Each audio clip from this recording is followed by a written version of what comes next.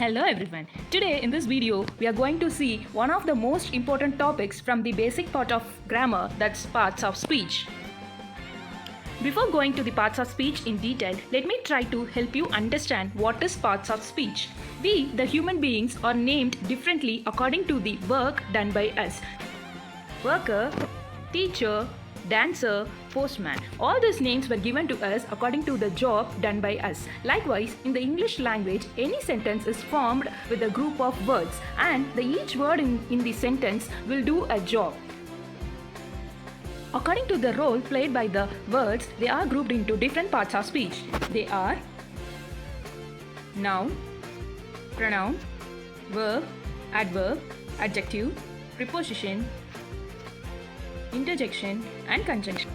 Now let's see each parts of speech in detail. Firstly, it's noun. Noun is nothing but the name of a person, place or a thing. Here in the example, Sheila is my friend. Sheila is the name of a person and it's a noun. Secondly, I love pizzas. Here, pizzas is the name of a thing and pizza is the noun here. Thirdly, my native is Mumbai. Mumbai is the name of a place and it's the noun in this sentence. So noun is nothing but the name of a person, place or a thing. Second one, it's pronoun. So the job done by pronoun in a sentence is replacing noun. For example, Sheila is my friend, she likes coffee. Here in this example, the term Sheila is replaced as she, that is the pronoun. And in the second example, my native is Mumbai, it is far from this place. Here, Mumbai is the term which is replaced as it and that's why it is categorized as pronoun. So thirdly, it's verb.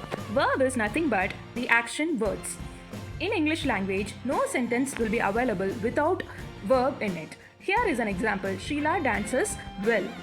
The term dances shows the action done by Sheila. So it is categorized as verb. So verb is nothing but action words.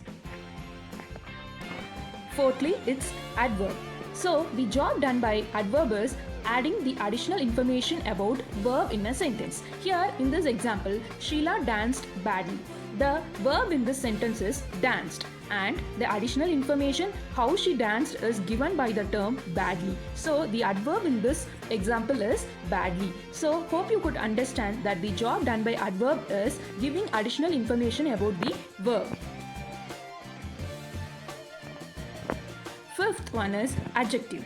The job done by adjective is describing noun. Here is an example. Sheila is a tall girl. Here the noun in this example is Sheila and the term that is describing noun is tall. Sheila is a tall girl. So the term tall is describing about Sheila, that is noun. So as preposition. So the job done by preposition is introducing relationship between the noun or pronoun with the other words in the sentence. Here is an example. Sheila's pen is on the table. Here in this sentence we are talking about pen. So pen is a name of a thing, that is noun.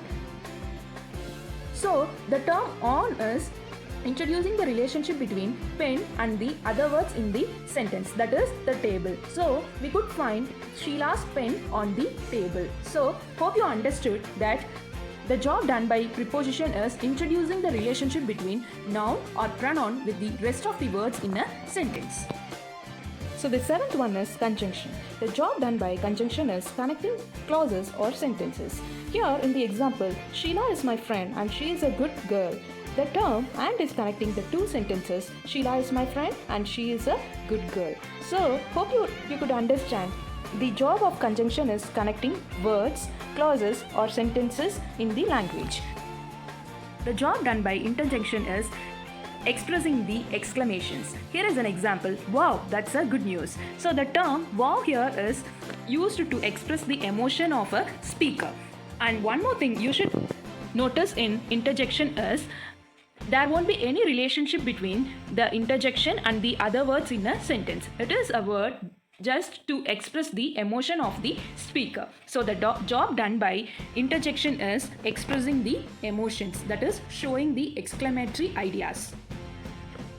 So these are the 8 parts of speech, that is noun, pronoun, verb, adverb, adjective, preposition, conjunction and interjection. So hope you all understood the basic idea of all these parts of speech, and thank you for watching the video.